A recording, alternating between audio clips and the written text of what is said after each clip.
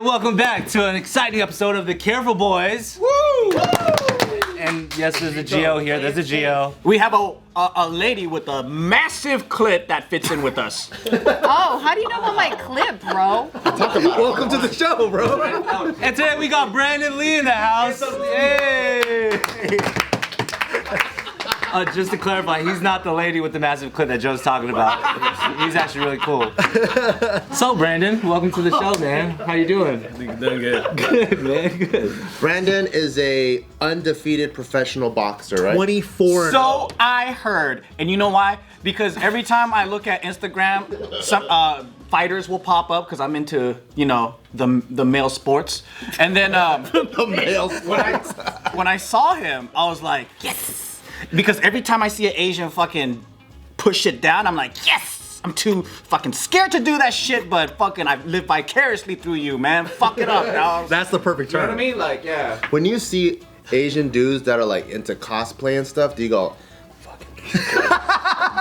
like, do you go? I feel like everyone has their own thing. I'm into cosplay. Hey, good answer. You're nice, dude. You're a nice guy. Are you into cosplay at all? Would you ever consider that? I mean, that's not my thing. But I mean, if you like that, go ahead. Because I see Asian dudes at Comic-Con, I'm like, why, man? What? And then I'm like, hi, Bart. Be more like him, dude. Do that kind of stuff. My crew does cosplay for a living. I know, right? He goes to there because he's booked to fucking speak at Comic-Con and he's judging everybody there. Like, why you guys here, man? He's just shaking his head the whole time, like these fucking people, these Asians, these Asian men. Back to the boxing. Let's back to the boxing. I do want to say though that this is, for Asian person, this is like the equivalent of making it on Joe Rogan. It was a big deal. Yeah, this is a pretty big So deal. It was a big deal. Welcome. Welcome to the Asian Rogan show. He's like, fuck, who booked me on this shitty ass You know what's show? funny though is like the first thing Anthony asks Brandon's like, hey, you ever seen one of these episodes? He goes, nope. And I was like, I love this dude already, dude. Don't fuck. There's people be like, yeah, man, it was fucking dope. And I'm like, get your Hollywood ass out of here. You don't fucking know what we do here. Actually, like a year and a half ago, maybe 2 years, I was at, I think I was like at Blaze Pizza or Biology, and this kid came up to me. I went to school with him, and then I haven't seen him for a while, and he's like, I heard you on Bart Kwan's podcast. I was like, what? And he's like, yeah, they were talking about you. What? And he was like, I was like, what? And then Is Bart talking shit? Yeah, that's any back. He was like, I'll beat his No. fucking ass. That's like he's here right now. you guys were talking about me, and then you guys. I was just fucking around, dude. Don't take it seriously. Dude, he always talks about how he can kick your ass, bro. It's crazy. No. It's crazy, dude. I think he was asking me like, oh, how do I know you or some shit like that. I was like, oh, we just connected through IG. But yeah, I thought it was pretty dope. Yeah, I saw you on. Fuck yeah, dude. I saw you on the Explore page. And I'm like, what the fuck? This is crazy. And that's why I think I reached out. Instagram Explorer, dude. I bet you anything because you guys are liking his videos. That shit pops up on mine. Probably. Oh, because that's where you saw him? On the Explore page of Instagram. Oh, I'm glad we're talking about that's right. He doesn't follow me. He hears about you through the Explore page But only. every time you do pop up though, I'm like, mad props, like. Yup. And then I get distracted, to be honest. There's like a hot girl, and then when they pop up, I get distracted. And It's hard to compete with. I follow them instead. I'm sorry. It's hard to follow. It's hard to follow. You're competing against boobs, man. It's kind of hard to do. So when did you get into boxing? Like, That's why Gio's here. I love it. Thank you. I started training at the age of 6, but I've been in the boxing gym since age 2, and I had my first amateur fight at age 8. oh shit. Wait, did you say 2? I've been in the boxing gym since age 2. Yeah. What does that mean? Like, you've been observing, or you've just been fucking around? You've been or fucking like... people up at the top. No, just observing, fucking around. Cause my older brother, he's 9 years older than me, so I used to go to the gym with him, and he used to be like training, and I used to just watch and just trying to mimic him, play around. tight. Was he like your first inspiration to get into boxing? Yeah, by far. Yeah, probably. How come you made it? He didn't then. So disappointed he is. I think Asian dad That's question. what he was saying on the podcast, by the way. I think probably our styles are totally different. He had more like a puncher style, and I think In boxing, Oh, you have to explain that to everybody. everything is punching, right? Because when I hear that, I'm like, that's a punchy style. more like he had like more like a coming forward Mike Tyson style. Like Oh, like aggressive. Gotcha. I feel like my style is like more. I could come forward or I could box. You could do both. Yeah, I you could could do finesse. both. Yeah, it all depends like on my opponent, and I just feel like I'm I'm so not a fighter. So like when you say I can come forward or I can box, what does box mean relative? So to box is like I can move around. Like I could be like a Mayweather. Got it. I can move around. Okay. I can counter punch. Or I could be like a Mike Tyson. Like come forward, apply pressure. So it all depends on my opponent. And plus, I think I had like more opportunity and more experience in the because I said I had a close to 200 in amateur fights. Damn. Yeah. So when did your brother stop going then? I think he stopped like age 16 or something, and then he started again. He stopped again like a year later. Because he fought you and he was like, fuck that shit, I suck. No, I really think that kind of like what you said earlier about applying that with your son. I think my dad was too hard on him at first. Burnt him out, maybe, huh? So he burnt him out. So I think when he started with me, he went on a different path. Yeah. Every time you win, then does your dad look over to your brother and just have a tear? No. Like with your regret? He's like, sad. I fucked up on the first one. Or does he tell your brother to hop over the ropes? We want this together. We want this together. Just crying. Is your papa your coach? Yeah. Okay. Yeah, since day one. Do you ever look at other coaches and like, yo, Pops, that guy's kind of better than you, man? That's what he does. That's what this guy does. We went to go see a coach one time. I remember I made my television debut back in 2019. And we had hella people reach out to us. And one of the coaches was Buddy McGirt. Oh, really? Yeah, so he's like a big time coach. And he reached out to us and we went to go work with him for, I think we went one time. And we worked with him and then we went back home and me and my dad were talking like, damn, the same things that I did with him, you and I are doing it. So what's the point of switching it up? So That's tight. yeah, so Can you walk us through like a training day or something like that? when I'm in camp or not in camp? When I'm training, In camp. Let's do in camp. I'll wake up 5 o'clock, go for a run, How long? just 2 miles. Come back, make some breakfast, make my dad some breakfast. He'll go to work. What's your breakfast like? Is it like diet or is it like cereal? Like kimchi and fucking Off camp, chorizo off or what? Off camp, Off camp. I'll fucking wake up, make ramen or eat cereal. In camp, I'll probably eat like 3 pieces of bacon, a piece of bread, and 1 egg. And then I'll probably just chill, go grocery shopping, clean the house, try to work off my breakfast, and then I'll probably go take a nap, wake up. You take a nap right after you wake up? I like to sleep a lot. Okay, He's a professional athlete, bro. See, He spends. We didn't understand, Bart. He's at the peak performance. I'm not doing it He's right. got a. That's a champ, dude. That's why you That's where you're suck. messing up. So when I wake up from my nap, I love how he ran, but he hasn't got to the workout yet. Yeah. It's just like a chill day. No, dude, when he goes jogging, he beats up every other jogger. He leaves that out, bro. He leaves that The out. whole path. I'll wake up from my nap. I'll probably do like, so I also go to Cal State San Bernardino. So I'll probably, last semester I did. You going to school too? Yeah. Wow. So What are you studying? criminal justice. Oh shit. Yeah. No way. So I'll wake up, maybe I'll do a class, or I might just skip the class for the day. Nice. That's what I like to hear, dude. Good for you, man. Last camp I went out to eat a lot for lunch. So I went to go get like a little steak, some potatoes, some asparagus, and then for dessert I'll probably have like creme brulee. Damn, you fancy. I like that That too. sounds like a solid day, bro. Details right now make him feel. How do you crack the creme brulee? Like, I just feel like it cracking. So when does the training come? So this is a better question. Like, how different is your life off camp versus in camp? A lot different. Yeah. Oh yeah. So what's in camp and off camp? What do you mean? Like for the people who don't know, and me too included. One has cereal, one has bacon. Yeah. So in camp is like everything's serious. I don't go out no more. Because are you training for a fight, or like you got to make weight or So whatever? I'm training for a fight. Yeah. I gotta make weight. My mentality is totally different. I'm watching more film. I'm not going out. When I'm out of camp, I'm going to Irvine once a week to go eat. I'm doing podcasts. Yeah. I'm waking up whenever. But do you still train like lightly?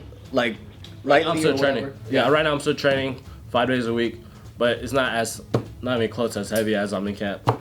So after my class, I'll get lunch, and then after that I'll chill. My dad will come home, we'll work out, and then after that I go run 3 miles or 4 miles. So you run twice a day. Twice a day. Why he needs those extra naps, bro? And that's just not even part of the training. You just have to run those 2 times. It's not even part of the mitts and Just to get the cardio, yeah. And then so that'd be like a Monday, or that'd be like a Monday or that'd be like a Tuesday and Thursday. A Monday is kind of similar, but I go sparring. So what do you do for fun? What do you do to unwind? outside of training. Beat people up? That's one side of it. But what's the other side? Yeah, like your vice. You know what I mean? Something I like to do is cook, but I can't really cook when I'm in camp. Why not? Because I gotta watch what I eat. But like off camp though, you enjoy cooking. Oh, that's cool. What's your favorite dish? Like I'll see like chicken wings or something. I'm like, damn, that sounds good. So I'll make that. But I can make like shrimp tacos, chicken parmesan, wings, hungry. whatever. I know. Pasta. Today's video is brought to you by Bombas. Bombas' mission, it's simple. Make the most comfortable clothes ever and match every item sold with an equal item donated. So when you buy Bombas, you're also giving to someone in need. Bombas designed their socks, shirts, and underwear to be so comfortable that you can't wait to put it on every day. Everything they make is soft, seamless, tagless, and has a luxuriously cozy feel. They're made from super soft materials like merino wool, Pima cotton, and even cashmere, which makes them perfect for those cozy winter layers. There's a pair of Bombas socks for everything you do. They come in tons of options like comfy performance styles for every sport and activity that keeps you moving. Bombas t-shirts are designed with thoughtful design features, like invisible seams and soft fabrics, and the perfect weight so they hang just right. Bombas underwear has a barely there feel with second skin support that makes you even forget that they're even there. Whoa. And did you know that socks, underwear, and t-shirts are the most requested things at a homeless shelter? That's why Bombas donates one item for every one item that you buy. So far, Bombas customers like you have donated 50 million essential items of clothing. So if you want some comfortable clothing for a good cause, make sure you go to bombas.com/offtherecord to get 20% off your purchase. That's Bombas, BOMBAS.com/offtherecord to get 20% off. So you got a fight coming up, right? Potentially? Potentially, yeah, March or April, I should be back. Going for that 25-0, right? Big 25, yep. What do you feel like is I don't know what like the tiers of goals are in terms of, you know, for a fighter in your stature, like what's like a next milestone for you? You're trying to buy a tiger. Yeah, no. That's what all the boxers And do. then face tat afterwards, bro. You thinking about face tats? I do want to get a tat. I'm not in the face though. I think winning a world title. World title. Yeah, because I'm already last year for 2021 I won Prospect of the Year. So I feel like the next step would be, I mean, maybe get Contender of the Year or win a world title. When you, like each time you're undefeated and you add more and more, does it feel like there's this huge pressure of losing ever? You know what I mean? Like, cause it's almost like let's say you get to like 30, 40 and you haven't had a single loss. Like you always hear fighters go, oh man, that like loss took away, is he being a pussy when he says that? I feel right now, like if Manny Pacquiao were to lose, it's like who cares? Yeah, he lost so many times already. No, it's because he already has a fan base. If I were to lose right now, it'd kind of be like, he wasn't that good anyway. And kind They're of so disloyal, man. boxing fans are hella. I mean, there's been times. Not like Laker fans. There's been times where you go to a fight and they'll be, let's say you're from this city, they'll be cheering you on, and let's say you're getting beat up. Now they'll start booing you. So, like, it's crazy. Or they start cheering for the other guy. Does that ignite your fire more where you're like, fuck you then, and then you just go balls to the wall? I do have like a lot of doubters out there. So while I'm training, it's like, of course I want to win, but at the same time, I have like something to prove. How obsessed are you about your opponent when you're in camp? Do you like think about him every day? I'm gonna beat the fuck out of this man. I do think about him every day, but it's not like I'm gonna beat him up. It's more like, what can I do that's better than him, you know? So like, I look at every aspect. I'm faster than him, I'm taller than him, I'm better looking than him. Hell yeah. On everything. Wow. It's interesting what motivates different people because we did MMA and our karate teacher did full contact karate competitions, and he told us that when he went up, the way he prepped is he would walk up and imagine that his opponent raped his sister. So he would walk up to him and say, "Why did you rape my sister?" Oh, and then shit. they're standing together and he's like, "What?" What? Like he would chant that, like, why'd you rape my sister? Why'd you, like he would say that. And the circuit that he fought in was like, it's called the Sabaki Challenge. It's like very small, right? It's all bragging rights. Like there's no trajectory for that career. But for him, it was like winning a fucking gold medal at the Olympics. Maybe that's like the, you know, I feel like as men, we all kind of have like ego. Maybe that's part of it or something. Yeah, but it's an old school like mentality. I'm going into battle. I'm gonna kill. It's like method acting, Right. but fighting. He's the Daniel Day-Lewis of karate. Daniel Day-Lewis, yeah. Well, I mean, there's a lot of things that motivate me. A lot of things, but I could say that one of the things is like, do I want to eat or do I want to starve? So I guess it kind of be like the same thing. For you, it's survival. Yeah, for him, it's anger. Everyone's motivated by different things. Exactly. Yeah. For you, it's like, after this, I'm gonna get chicken wings. Bah, bah, bah, bah, bah. Right? And then for him, it's more like, I don't want to die. Bah, bah, bah, bah, bah. When you're in the zone, what kind of stuff like can derail you? Wait, are you working for the other side? I know, you're gonna trap him. They're gonna watch this shit and fucking trap his ass. Watch out for Bart, dude. If you had a weakness that you could exploit right now, As a boxer, No, what like, would you for do? example, when she used to be on the show very regularly, like, you know, we're both castmates, but we're also significant others, right? So in the morning, we would have a like no bullshit policy because we need to bring our A game to whatever our sport that we play, right? Which is By no bullshit, like no fighting, like we keep it. If it's something that's dumb, someone forgot the like toilet seat or just things that you would nitpick about, it's like doesn't fucking matter. Let's get our asses here and we're gonna have a good day. That's all that matters, right? Any tiny little thing that we would have usually bickered about doesn't matter. Like for you, is there like these are the X, Y, and Z things I gotta do to make sure I have a good day, or do you like if you like stub your toe on the couch like fuck man, fuck my training up or something? My training's ruined. I don't know. So I don't know. I feel like the day of the fight, as long as I have a good breakfast, a decent lunch, I'm good to go. That's all that matters. Like road rage, someone else See? fucking with Built you, different, bro. doesn't affect you. That's why why he's he's- 25 to 0. Thank you. And we're 0 to 25. Thank you. That's the difference, That's bro. why we all suck, bro.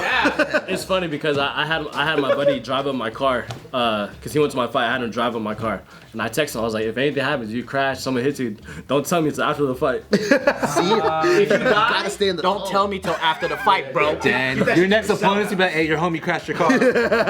because it's so important to stay in the zone. Yeah, I mean, I don't want no distractions. I don't want to think about anything that doesn't need to be thought of in the moment. How come you decided the pro route instead of the Olympic route? So I would have made the 2020 Olympics, and I wanted to go to the Olympics. But the thing was that when you turn 17, when you go to international tournaments, they took off the headgear. Oh. So I figured if I'm gonna get hit without a headgear, might as well get paid for it.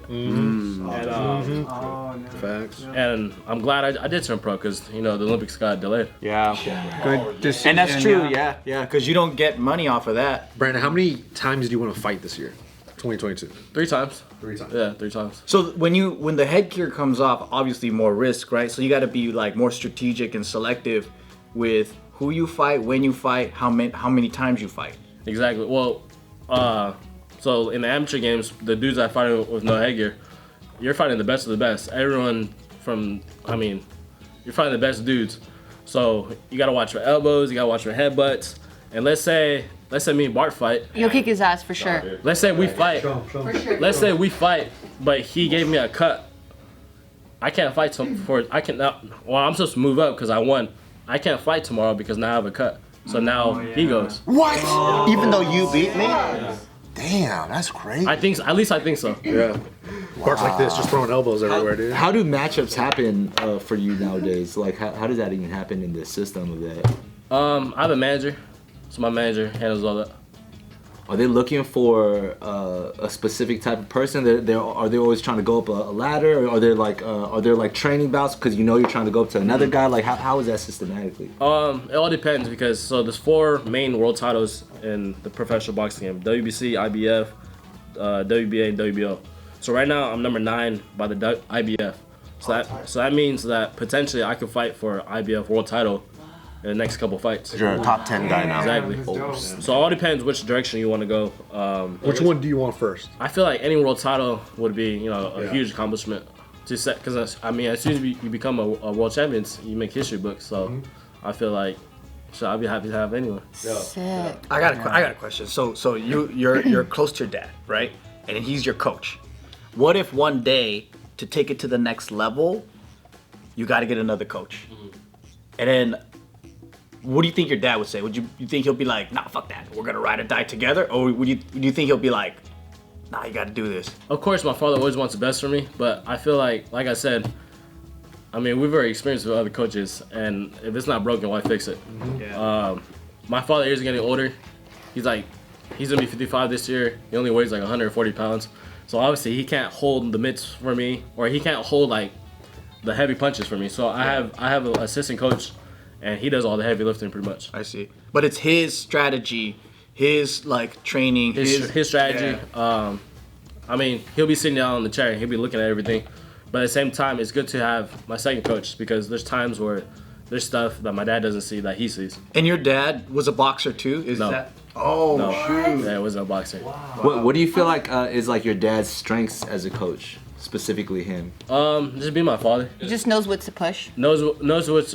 I mean, it sounds weird, but like think of me as a robot. He knows what created me, so he knows what I'm capable of. So when I'm having a bad day or something, he knows I'm better than that. So he tells me what we need to work on, so I can Have you ever trained before and then going hard, you look over and he's knocked out? He's like, motherfucker, I'm trying to show you. There be times where I be fucking jump roping, like going hard. He's like on his phone, like, See? Motherfucker. or he'll be like, he'll just get up and go smoke a cigarette or something. You have to.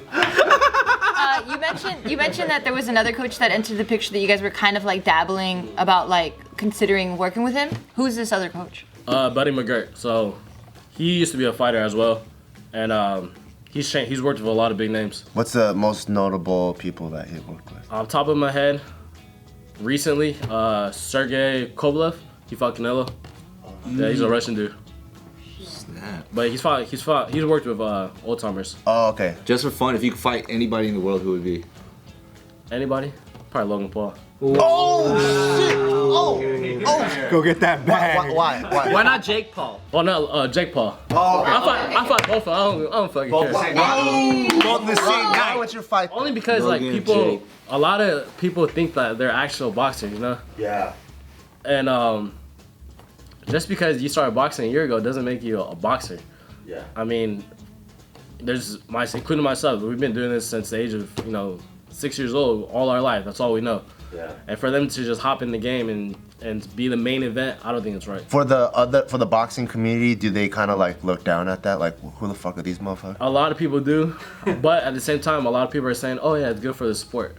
But at the same time, I'm like, I don't know. It's like It brings new eyes, but at the same time, it disrespects all the hard work you guys put in. a way. Yeah. But so my assistant coach, he took his son to when Logan Paul fought KSI. And Logan Paul was the main event, and then Devin Haney was the co-main event. So Devin Haney, he's a legit boxer. Yeah. He's a good boxer. Yeah. I think he's a world champion. He has like a WBC. He has a WBC belt. I guess the crowd there wasn't even watching Devin Haney. They were just on their phone, like fucking vlogging or whatever. Yeah. And then when Logan fought, so they're not even here supporting boxing. They're just here supporting the youth. They just want to see. Does it. that increase the purse though? Like because the sponsorship gets higher, so then therefore that's when it's kind of good for the sport. I really don't know. I did hear that Logan Paul or Jake Paul threw an extra 50 at people's purses on his last fight. That's kind of tight. That's pretty cool. That's kind of tight. Do you think like the Paul brothers get into boxing is kind of like Dennis Rodman playing basketball in a dress? Dennis Rodman is good though. That's true. Never mind. He was even Bad better in a example, dress, bad example. That is a bad example. But Paul brothers, you heard it here. Brandun Lee's coming for you. And if that's not cool, we can edit that out. Yeah. Let us know, man. Let us know.